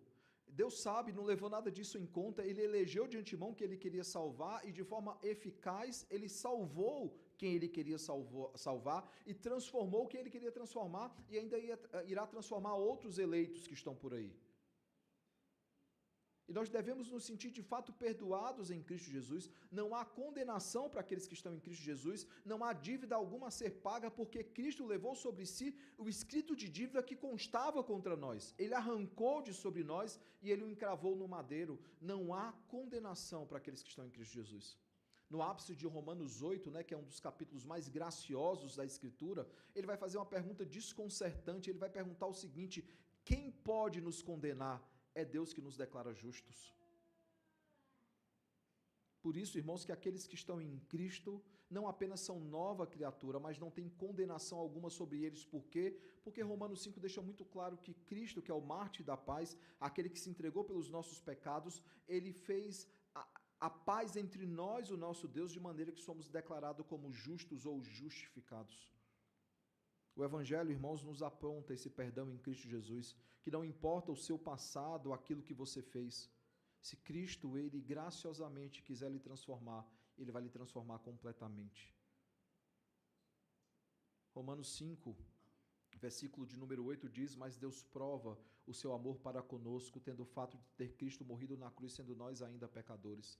Ele não morreu na cruz, irmãos, por algo que nós poderíamos nos tornar ou por algo que nós éramos. Ele morre na cruz pelos nossos pecados, porque graciosamente Ele nos elegeu de antemão e Ele pode sim nos transformar e nos transformou em nova criatura. Terceira e última coisa, irmãos, o Evangelho ele nos mostra não apenas a promessa do Cristo, não apenas o perdão em Cristo, mas também o Evangelho nos mostra o poder de Cristo, pois o Evangelho demonstra o poder da salvação em Cristo Jesus, visto que desde a sua encarnação até a sua ressurreição, Ele opera obra graciosa em nós e Ele continua operando até a sua volta e a consumação de todas as coisas. Tanto que Paulo, abrindo Romanos, ele vai dizer isso. O Evangelho é o poder da salvação. Lutero, ao se deparar com esse texto, a chave ela vira e ele entende que a salvação é pela justificação pela fé somente. Lutero entende isso ao ver Romanos 1, 16 e 17. O Evangelho é o poder de Deus para transformar aqueles que foram eleitos de antemão. Cristo, ele é poderoso. Paulo, quando ele diz, eu estive no meio de vós, eu preguei a Cristo e este crucificado, não preguei com linguagem pomposa, com vasta argumentação, porque para que a fé de vocês não se apoiasse no meu poder, na minha autoridade, mas se apoiasse em Cristo. Não apenas João Batista está preocupado que a nossa fé se ampare em Cristo, Paulo está preocupado e todos os autores bíblicos estão preocupados. Por quê? Porque somente Cristo tem poder para vencer a morte. Aquele que se fez carne, aquele que habitou entre nós, que pagou o escrito de dívida, porque ele cumpre a necessidade jurídica da morte de Cristo, era necessário que alguém fosse Deus, mas também fosse homem para ser o representante fiel da divindade e ao mesmo tempo representante fiel da humanidade, aquele que era 100% Deus, 100% homem, verdadeiro Deus e verdadeiro homem, que pode dialogar com as duas partes, ele é o único que tem poder para salvar os que foram eleitos de antemão. Por isso João dirá que não há nenhum outro mediador. Não há ninguém que possa fazer essa mediação senão Jesus Cristo. O Espírito Santo não pode fazer essa mediação porque ele não se fez carne. O Deus Pai não pode fazer essa mediação porque ele não se fez carne. Apenas aquele que encarnou, aquele que é o Verbo e que se fez carne, que habitou no meio de nós, a segunda pessoa da Trindade, somente ele tem poder para salvar a todos nós. Eu pergunto então, irmãos, será que nós conseguimos entender isso? Aquilo que Marcos começa a anunciar aqui e que irá destrinchar no restante dos capítulos de Marcos, ele vai pegar o que ele trata aqui no começo e vai começar a destrinchar e aplicar a extensão desse evangelho que é apresentado aqui no versículo 1, no verso de número 1. Será que nós entendemos isso, os propósitos do evangelho? A minha oração e meu desejo sincero, irmãos, é que o bom e eterno Deus nos lembre todos os dias, cada vez mais, que o evangelho não é uma possibilidade oferecida ao homem, mas é uma obra realizada por Deus em Cristo. Essa obra ela é poderosa, essa obra ela é gloriosa, essa obra ela é totalmente eficaz. Aqueles que Deus deseja salvar, Ele vai salvar. Ninguém imaginava a salvação de Paulo naqueles dias. O Senhor foi lá e o quebrou na estrada de Damascus. E é interessante que antes de abrir os seus olhos para o que é espiritual, Ele faz questão de cegar a Paulo. Outros que foram transformados na história das Escrituras e na história da igreja foram transformados muitas vezes quando ninguém esperava que aquela pessoa fosse transformada, mas o poder de Cristo, o Evangelho tem poder para transformar qualquer um, irmãos. Não tem ninguém que não mereça a salvação em Cristo Jesus, porque de fato nenhum de nós merecíamos. Não há ninguém, irmãos, não há ninguém que mereça ou desmereça. Cristo é o que oferece a obra eficaz para que aqueles que Ele de antemão elegeu possam ser, então, alcançados pelo Evangelho. Por isso, se você tem colegas no seu trabalho que muitas vezes você não prega o Evangelho porque você acha que ele nunca vai se tornar crente, não é a sua capacidade de argumentação, não é, irmãos, é o Evangelho de Cristo que pode transformar qualquer um. Eu concluo citando a história de um irmão que eu conheci. Nós nos encontramos em certa ocasião, ele pediu oração, num culto de oração, dizendo, pastor, queria tanto agradecer isso, por quê? Porque um colega meu que trabalha comigo há uns 20 anos foi alcançado pelo Evangelho. Eu falei, você é mesmo, pastor? Eu nunca imaginei que ele seria crente. Eu nunca imaginei que ele seria transformado pelo Evangelho. E ele chegou lá na empresa dizendo, eu fui a uma igreja, eu ouvi a palavra do Senhor, o Senhor me quebrou naquele momento e eu entendi o Evangelho da salvação e o Senhor me salvou. E aí ele estava feliz com aquele momento. Aqueles que me conhecem, eu sempre tenho perguntas difíceis, né? E aí eu olhei para ele, deixei passar um momento de alegria. Quando passou a alegria, eu fiz só uma pergunta. Mas, meu irmão, 20 anos de amizade, você nunca pregou o Evangelho para ele? E ele falou assim, não, pastor, eu achei que ele nunca se converteria. Você estava errado. E muitas vezes, irmãos, nós não pregamos o Evangelho porque nós achamos que aquela pessoa nunca vai ser transformada pelo Senhor. E o Evangelho tem poder para transformar qualquer um que o Senhor desejar. O nosso papel é pregar esse Evangelho, pregar a promessa do Evangelho, o perdão em Cristo e o poder de Cristo, que seja essa a nossa mensagem, não apenas no dia de hoje, não apenas nessa semana que se inicia, mas seja esse o roteiro da nossa evangelização por todos os dias das nossas vidas. Que o Senhor nos abençoe.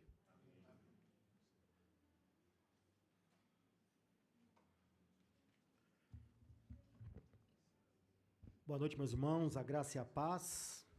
Queria convidar os presbíteros que me auxiliarão nesse momento de ceia. Queria convidar aqui o presbítero João Marcos, presbítero Geraldo, presbítero Almiro. Peço a gentileza também que nos auxilie.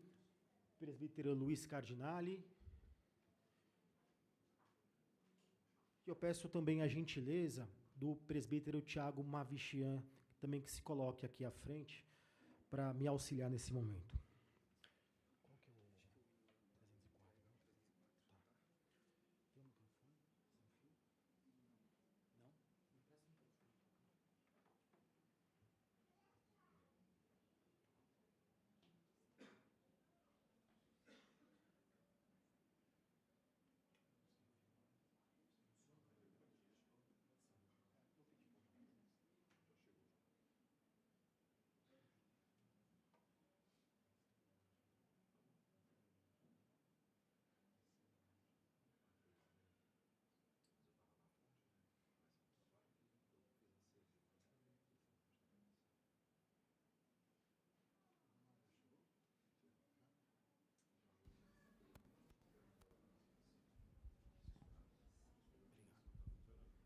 Som. Queridos, nós temos como uma verdade basilar é que todo culto reformado, o culto cristão, ele acontece em torno da palavra de Deus. Isso é uma verdade. Mas também é verdade que este culto que gira em torno da palavra aponta necessariamente para esse momento, a representação visível, inclusive, daquilo que hoje nos foi ministrado. Aqui estão representados, não só representados, mas existe uma presença mística, espiritual, da pessoa do nosso Senhor e Salvador Jesus Cristo. Mas antes de nós darmos seguimento a esse momento tão especial, eu preciso trazer algumas advertências para o seu próprio bem. De uma certa forma, essa mesa está aberta a todos aqueles que já professaram a tua fé de forma pública em Cristo Jesus, que estão em plena comunhão com o seu Senhor. Ou seja, essa mesa não é a mesa da Igreja Presbiteriana do Alto da Lapa, ela é a mesa do Senhor. Todavia, eu também preciso dizer que ela se encontra fechada. Se você hoje não faz parte ou ainda não faz parte do povo da aliança, não está em plena comunhão com o corpo de Cristo. E por que eu digo isso? Porque isso aqui não é apenas uma representação esvaziada de um significado espiritual. Se assim fosse, Paulo não diria que alguns irmãos estavam sendo acometidos de diversas enfermidades por se aproximarem de forma indigna, sem discernir o que isso representa. Como foi dito, todos nós, de certa forma, somos indignos desse momento, mas, pela justificação que é em Cristo Jesus, nós nos tornamos objetos da graça e podemos participar. A indignidade a qual o texto refere-se diz respeito a não entender o que significa, ou seja, fazer como se fosse algo sem importância alguma, sem fé. Então, nesse sentido, eu gostaria que você não participasse desse momento, é para o seu próprio bem. Mas antes de nós darmos seguimento, eu gostaria que nós tivéssemos alguns instantes de oração, que nós mais uma vez pedíssemos perdão dos nossos pecados, pelos nossos pecados, e buscássemos, ao tomar dos elementos, uma fortificação espiritual. Curve a tua cabeça, feche os teus olhos, vamos orar ao Senhor. Eu vou pedir que o presbítero Geraldo Azevedo nos conduza nessa oração, uma oração de contrição e confissão de pecados. Bondoso Deus, nós te agradecemos, ó Pai, por tudo que o Senhor tem feito em nossas vidas. Te agradecemos, ó Deus, pelo perdão em Cristo Jesus. Te agradecemos pela tua entrega. Te agradecemos, Senhor, pelo teu resgate. Te agradecemos, ó Deus, porque somente no Senhor nós temos a graça que nos tira das trevas e nos coloca diante do teu trono de graça como filhos teus em Cristo Jesus. E te agradecemos, ó Deus, porque esta obra só poderia ter sido feita pelo Senhor, que se humilhou, que se entregou e que aplacou a tua ira e satisfez a tua justiça, e que nos reserva um lugar junto ao Pai. E te agradecemos, ó Deus, por este momento em que, reunidos aqui, nós nos reunimos para lembrar o teu sacrifício. Que comamos e bebemos em memória do Senhor, e que cada um de nós saiamos daqui renovados no coração, nos propósitos de servir a tua causa, de sermos ministros da tua palavra em todo canto do mundo. E que nós possamos, ó Deus, sermos missionários da tua igreja neste bairro, nessa cidade. E que nós possamos, ó Deus, cumprir com excelência, com adoração verdadeira, a tua causa. Que esses elementos deixem o seu uso comum e tornem para nós alimento, fortalecimento do nosso coração na tua palavra. E que nós possamos, Senhor, ser renovados diante desse gesto que hoje praticamos aqui. Em nome do Senhor Jesus, é agradecidos que nós oramos. Amém. Queridos, a palavra de Deus nos diz que na noite em que o nosso Senhor e Salvador Jesus Cristo foi traído, ele tomou um pão e, tendo dado graças, o partiu e disse: isto é meu corpo, que é dado por vós. Fazei isto em memória de mim.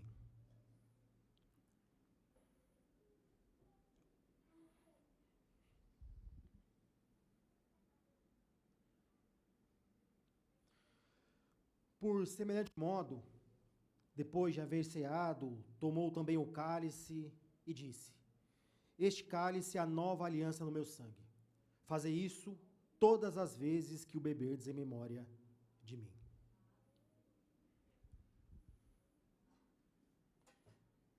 Esse é o suco.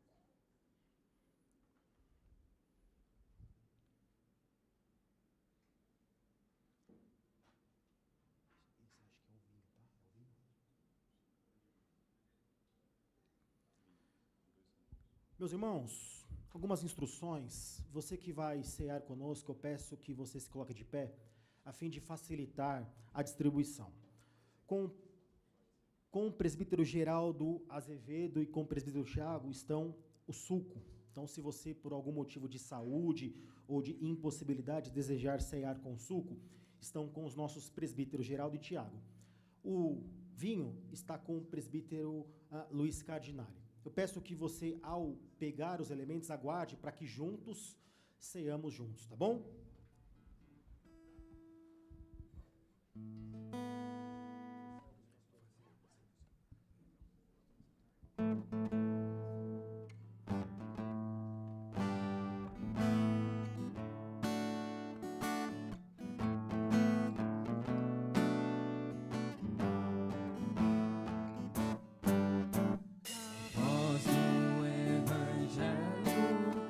Se fez ouvir aqui, publicando em som alegre o que Deus já fez por ti.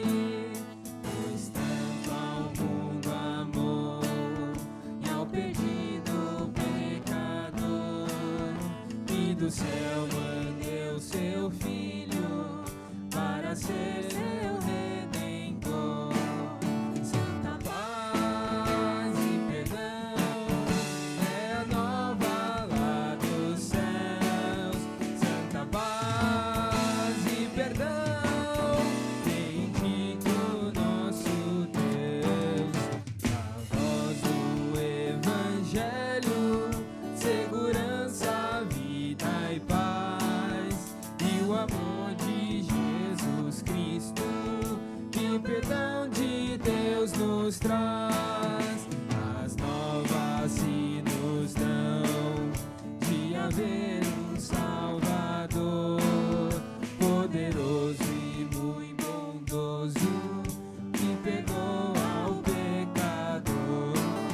Santa paz e perdão é a nova lá dos céus. Santa paz e perdão, bendito nosso Deus.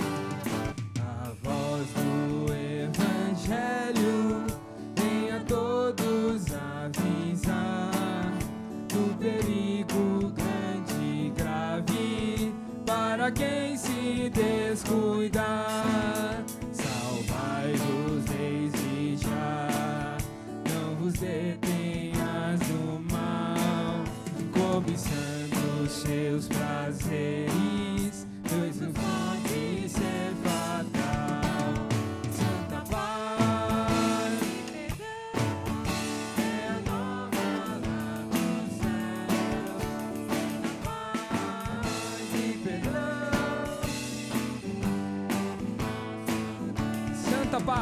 Santa paz e perdão é a nova lá dos céus. Santa paz e perdão. Do início do hino, a voz do Evangelho, a voz do primeira estrofe. Evangelho já se fez ouvir aqui, publicando em som alegre o que Deus já fez por ti. Pois tanto ao mundo amou e ao perdido pecador, que do céu mandou seu Filho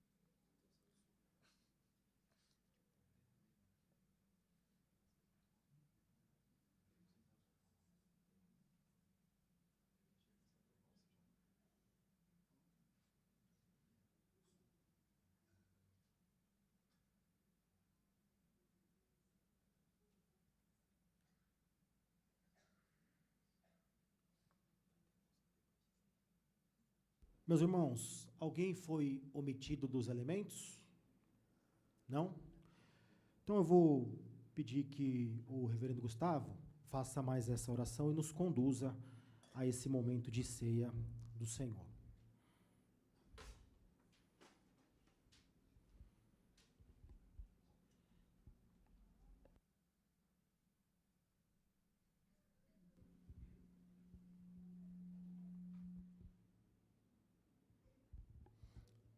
Oremos.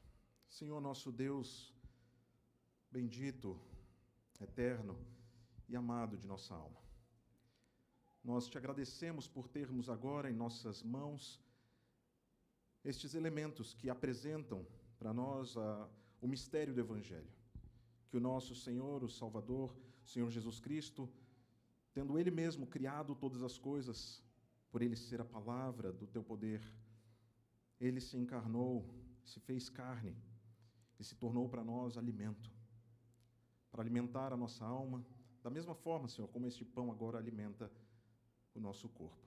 Agradecemos ao Senhor pela tua bondade em nos dar o teu próprio Filho, não poupando-o, pelo contrário, entregando o todo, fazendo-o padecer, sofrer, morrer, descer ao inferno e até podermos agora celebrar o fato de que Ele está com a nossa carne na tua presença.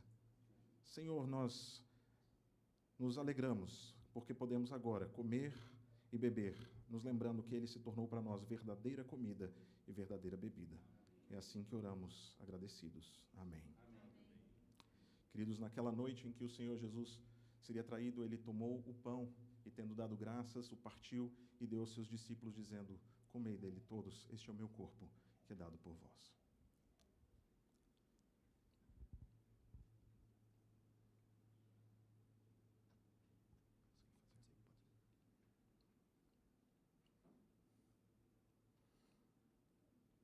Por semelhante modo, após haver ceado, o Senhor Jesus tomou também o cálice, dizendo: este cálice é a nova aliança no meu sangue. Tomai dele todos.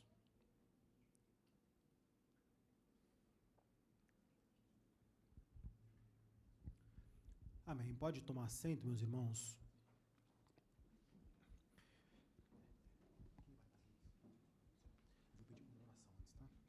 Eu queria, gentilmente, convidar o pastor Daniel a vir aqui fazer uma oração final e, em seguida, o reverendo Gustavo impetrará a bênção apostólica sobre a igreja.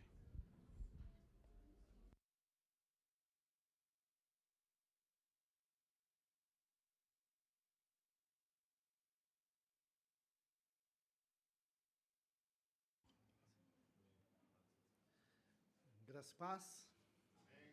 Vamos orar e agradecer a Deus por esse tempo tão abençoado, né? Tão abençoador. Oremos.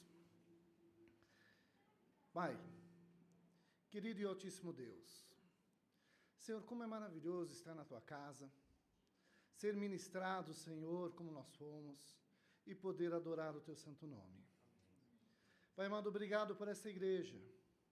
Obrigado por cada um dos pastores, presbíteros, cada um dos irmãos e irmãs que aqui estão, Senhor. Este é o teu povo escolhido por ti. Obrigado a Deus pela vida do nosso querido amigo, pastor Tiago, que assume, Senhor, esta igreja.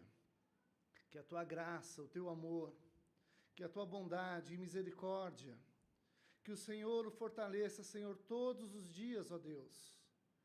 Que a família dele seja abençoada por ti, Senhor, e que eles abençoem essa igreja sobremodo.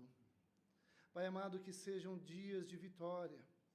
Senhor, que esta igreja veja, Senhor, dia após dia, Senhor, as tuas mãos estendidas sobre este lugar. E que as pessoas, Senhor, ao entrarem aqui, eu sei que já tem sido dessa forma, sintam a presença do teu Espírito e sejam edificadas para a glória tua.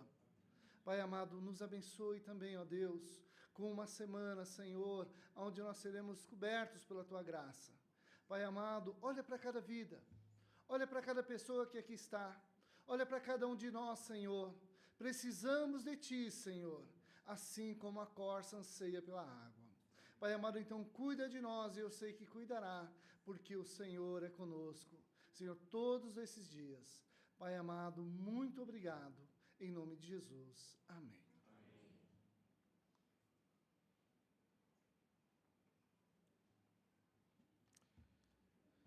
E agora, igreja, nós encerramos o nosso culto solene de festa nesta instalação deste que é um copastor do grande pastor das ovelhas. Vamos receber então a bênção do Senhor, com a promessa de que Ele há de nos aperfeiçoar e nos abençoar. Ele que é o grande e poderoso Deus, aquele que separou para nós pastores para cuidar do seu rebanho, como copastores do grande pastor, e que há de nos dar também, juntamente com isso, todas as outras coisas que nós precisamos.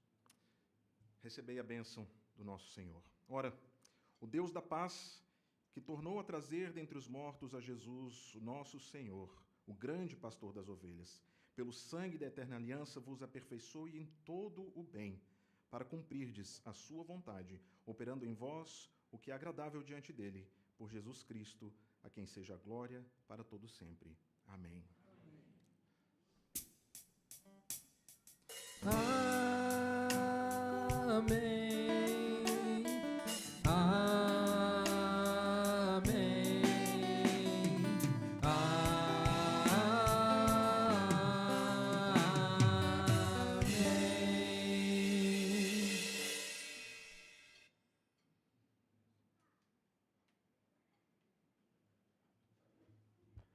Amém. Eu ia falar para a igreja se assentar, mas a igreja já está assentada, né?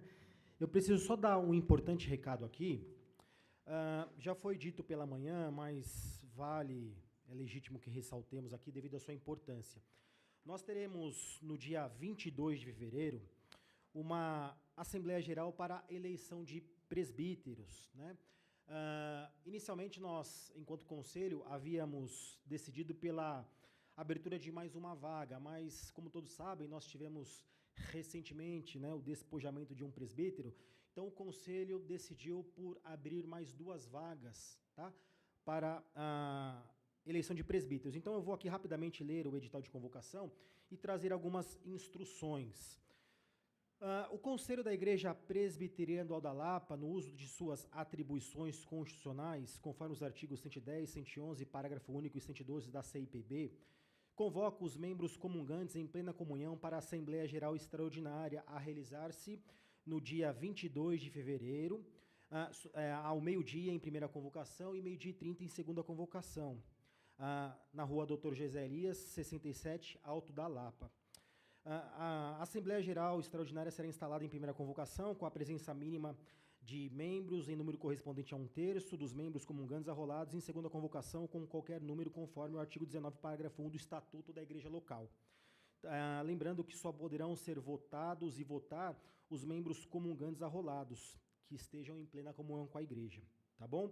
Esse edital estará fixado hoje, já ao final do culto, nas dependências da Igreja, e você que quer indicar um nome, você deve fazê-lo através do telefone ou do WhatsApp do presbítero Geraldo Azevedo. Eu peço que o Geraldo Azevedo se coloque de pé para que a igreja o veja, tá bom? Então você pode fazer isso até o dia 18, mas não deixe para fazer isso até o dia 18, né? Já faça isso antes para que nós tenhamos tempo hábil enquanto conselho, dia 15, para que nós possamos aqui analisar, à luz dos critérios bíblicos, esses nomes e então também chamar esses amados irmãos, tá? Compete a mim também, nesse momento, trazer algumas instruções breves acerca das qualificações que o ofício, ou o presbiterato, ou o presbítero devem possuir. Eu vou aqui me valer apenas de 2 textos, tá? O primeiro deles é 1 Timóteo 3, do 1 ao 7, que diz o seguinte: fiel à palavra, se alguém aspira ao episcopado, excelente obra almeja. É necessário, portanto, que o bispo seja irrepreensível, esposo de uma só mulher, temperante, sóbrio, modesto, hospitaleiro, apto para ensinar, não dado ao vinho, não violento, porém cordato, inimigo de contendas, não avarento, e que governe bem a própria casa, criando os filhos sob disciplina, com todo respeito, pois se alguém não sabe governar a própria casa, como cuidará da igreja de Deus? Não seja neófito, para não suceder que se ensoberbeça e incorra na condenação do diabo. Pelo contrário, é necessário que ele tenha bom testemunho dos de fora, a fim de não cair no opróbrio e no laço do diabo. Então aqui existem qualificações, adjetivos bem objetivos que você deve analisar ao indicar esse nome. Adjetivos e qualificações que nós, enquanto conselho, também faremos com muito temor diante de Deus e também da amada igreja. Tito, capítulo 1, versículos 1 a 9, também diz assim: por causa desta causa te deixei em Creta, para que pusesses em ordem as coisas restantes, bem como em cada cidade constituísse presbíteros conforme te prescrevi. Qual é a prescrição? Alguém que seja irrepreensível, marido de uma só mulher, que tenha filhos crentes, que não são acusados de dissolução, nem são insubordinados, porque é indispensável que o bispo seja irrepreensível, como despenseiro de Deus, não arrogante, não irascível, não dado ao vinho, nem violento, nem cobiçoso de torpe ganância, antes hospitaleiro, amigo do bem, sóbrio, justo, piedoso, que tenha domínio de si, apegado à palavra fiel, que é segundo a doutrina, de modo que tenha poder tanto para exortar pelo reto ensino, como para convencer os que o contradizem. Então, com base nessas qualificações, você pode, desses adjetivos, indicar os nomes ao presbítero Geraldo, que estará representando o conselho na recepção desses nomes, tá bom? Esses são os recados. Eu acho que nós temos um corajoso ou não? Tem? Então tá. Não é corajoso? Tá. É porque o corajoso é quando o café tá solitário, tá? E eu ia chamar para que você não fosse embora e estivesse conosco mais um pouquinho, mas eu acho que deve ter alguma recepção, então não vá embora, esteja conosco nesse momento de alegria, tá bom? Que Deus te abençoe. Aguarde um minutinho, que enquanto nós nos deslocamos ali à entrada do templo, os músicos cantarão mais uma canção e nós vamos recebê-los ali na porta do templo, tá bom?